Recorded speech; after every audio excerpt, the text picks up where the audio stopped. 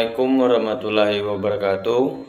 Sebelumnya perkenalkan, nama saya Miki Harjuni dengan NIM 2011290034 ruang 3A.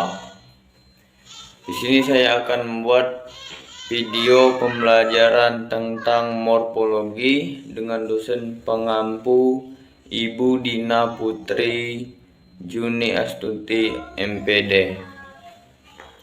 Baik, langsung saja masuk ke videonya berikut ini.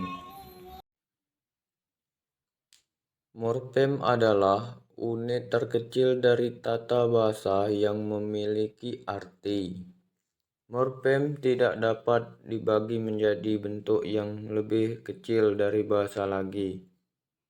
Dalam tata bahasa Inggris, morfem berfungsi untuk membedakan bentuk jamak atau plural, mengatakan masa lalu, past tense, dan sebagainya.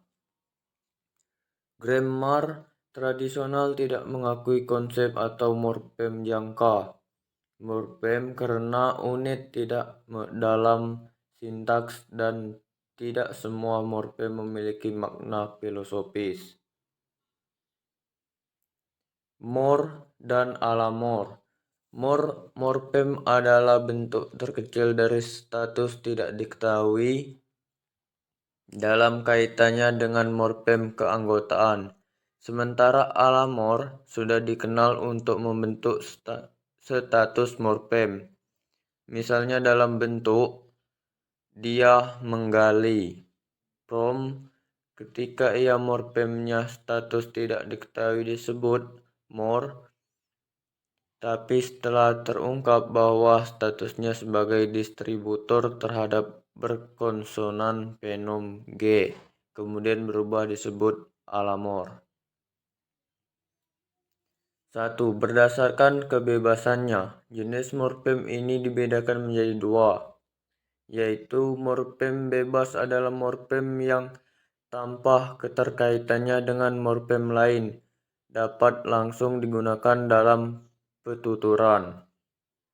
Misalnya morfem pulang, merah, dan pergi yang berdiri sendiri tanpa digabung.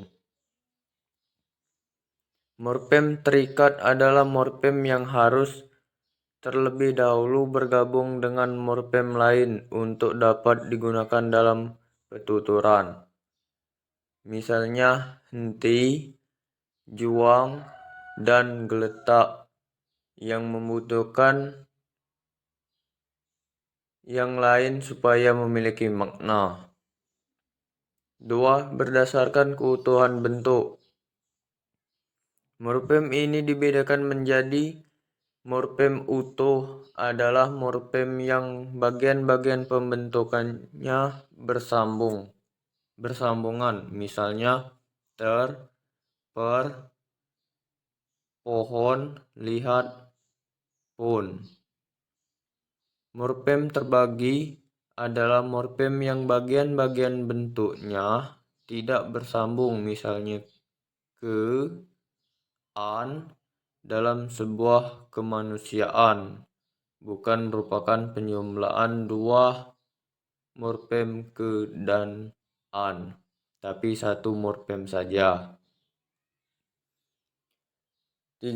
Berdasarkan kemungkinan menjadi dasar dalam pembentukan kata. Morfem ini dibedakan menjadi 1. Morfem dasar adalah morfem yang dapat menjadi dasar dalam suatu proses morfologi, misalnya morfem beli dan makan. 1. Morfem afiks adalah morfem yang tidak dapat menjadi dasar dalam bentuk kata tetapi hanya menjadi unsur pembentuk dalam proses aplikasi. Dalam bahasa Indonesia dibedakan adanya morfem afiks yang disebut prefiks, yaitu afiks yang dibubuhkan di kiri bentuk dasar, yaitu prefiks ber, prefiks mi, prefiks per, prefiks di, prefiks per, ter, prefiks se, dan prefiks ke.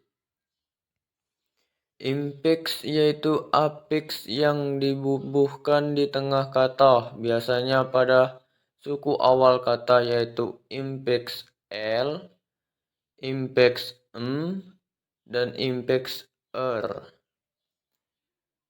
Sumfiks yaitu afiks yang dibubuhkan di kanan bentuk dasar yaitu sufiks kan, sufiks i, sufiks an, dan sufiks nya.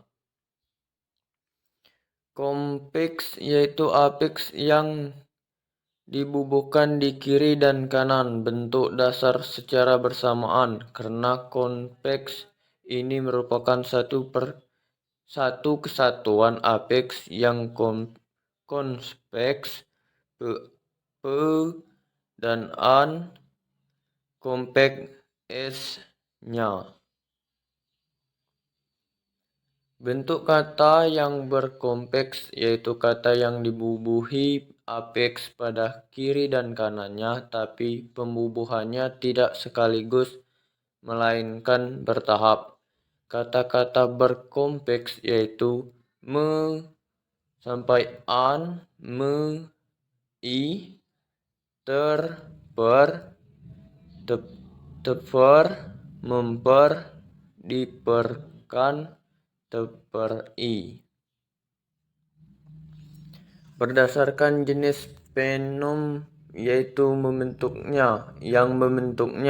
Jenis ini dibedakan menjadi morfem segmental adalah morfem yang dibentuk oleh fenom-fenom segmental, yakni morfem yang berupa bunyi dan dapat disegmentasikan, misal morfem lihat, ter, dan lah. Morfem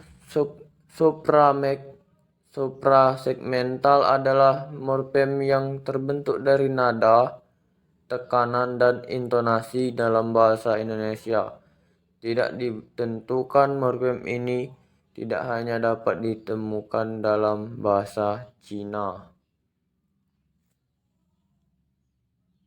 Sekian, terima kasih penjelasan pembacaan materi dari saya.